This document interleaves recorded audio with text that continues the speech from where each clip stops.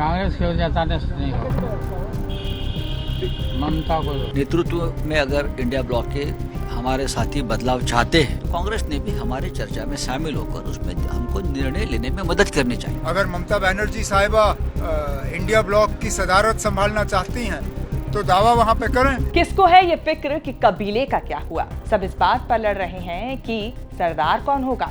मिराज फैजाबादी का ये शेर आज के दौर में इंडिया गठबंधन पर एकदम सटीक बैठ रहा है, क्योंकि इस वक्त इंडिया गठबंधन जिस काम के लिए बना था अब उसी काम के लिए खुद लड़ रहा है। इंडिया गठबंधन का गठन तो इसीलिए हुआ था कि एक मजबूत विपक्ष बनकर बीजेपी के खिलाफ अपनी आवाज बुलंद की जा सके, लेकिन बीते कुछ दौर में चुनावों की प्रक्रिया ने सब कुछ उलट पलट दिया है और अब हालत ये बन गए हैं कि अब इंडिया अलायंस में ही एक तरीके से फूट पड़ती नजर आ रही है। फूट की बात हम इसीलिए कह रहे हैं क्योंकि इंडिया अलायंस के जो नेता हैं, जो पार्टियां हैं, वो ही अब सरदार बनने के लिए यानी कि पार्टी की लीडरशिप के लिए अपनी अपनी बात रख रही हैं। ममता बनर्जी का जिक्र हो रहा है और उन्हीं को लेकर इन तमाम 5 पार्टियों की तरफ से और इसके अलावा भी जो इंडिया अलायंस की पार्टियां हैं उनकी तरफ से बयान सामने आ रहे हैं कि अगर ममता बनर्जी इंडिया अलायंस का नेतृत्व करना चाहती हैं तो वो इसके लिए तैयार है। क्या कुछ ममता बनर्जी के लिए ये जो विपक्षी पार्टियों की तरफ से बना इंडिया अलायंस के जो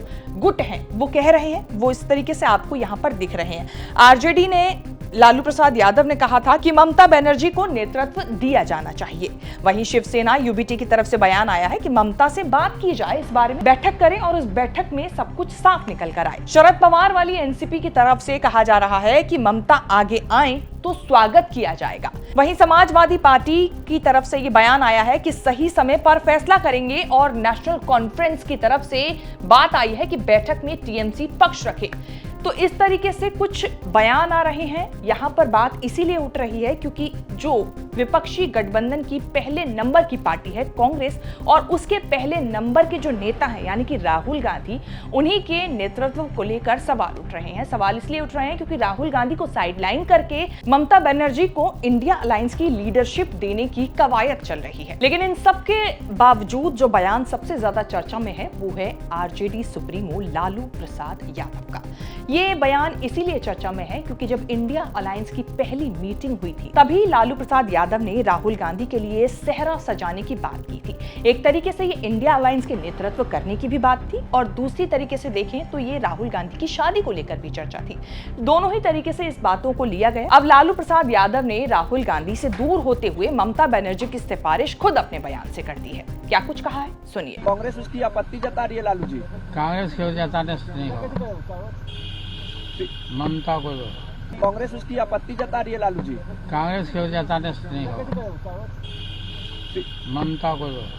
दरअसल ममता बनर्जी से सवाल पूछा गया था कि उनकी साख बीजेपी के खिलाफ एक मजबूती विपक्ष की ताकत के तौर पर है, तो क्या वो महागठबंधन की कमान खुद संभालेंगी। इस पर ममता बनर्जी ने काफी कॉन्फिडेंट होकर कहा था कि हाँ, अगर जरूर मौका मिलेगा तो वो जरूर इसकी कमान संभालेंगी। ममता बनर्जी के बाद समाजवादी पार्टी के रामगोपाल यादव ने भी कुछ ऐसा ही बयान दिया। उन्होंने कहा कि राजनीति में कोई साधु संत बनकर तो आता नहीं है, सब पद चाहते हैं। शायद लोकसभा और विधानसभा के चुनावों में दोनों ही जगह पर जब कांग्रेस का अगर हम देखें आंकड़ा के किस तरीके से उसकी परफॉर्मेंस रही है इस चुनावों के मद्देनजर, तो शायद यही एक वजह है जो कि कांग्रेस के नेतृत्व को इंडिया अलायंस में कमजोर करती हुई नजर आ रही है। क्या कुछ कह रहे हैं इंडिया अलायंस के नेता, तो आप इस बयानों से वो अंदाजा लगा सकते हैं। सुनिए इनके कुछ चंद बयान। इलेक्शन के बाद इंडिया गठबंधन की कोई मीटिंग हुई नहीं है तो चेंज ऑफ लीडरशिप का सवाल कहां पे उठता है।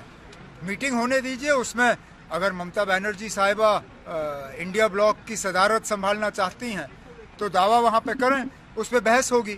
लेकिन इलेक्शन, पार्लियामानी इलेक्शन के बाद इंडिया ब्लॉक की कोई मीटिंग हुई नहीं है तो लीडरशिप का सवाल कहां पे आ जाता है। नेतृत्व में अगर इंडिया ब्लॉक के हमारे साथी बदलाव चाहते हैं उसमें कुछ कारण हो सकते हैं, कुछ जिम्मेदारियां हो सकती है।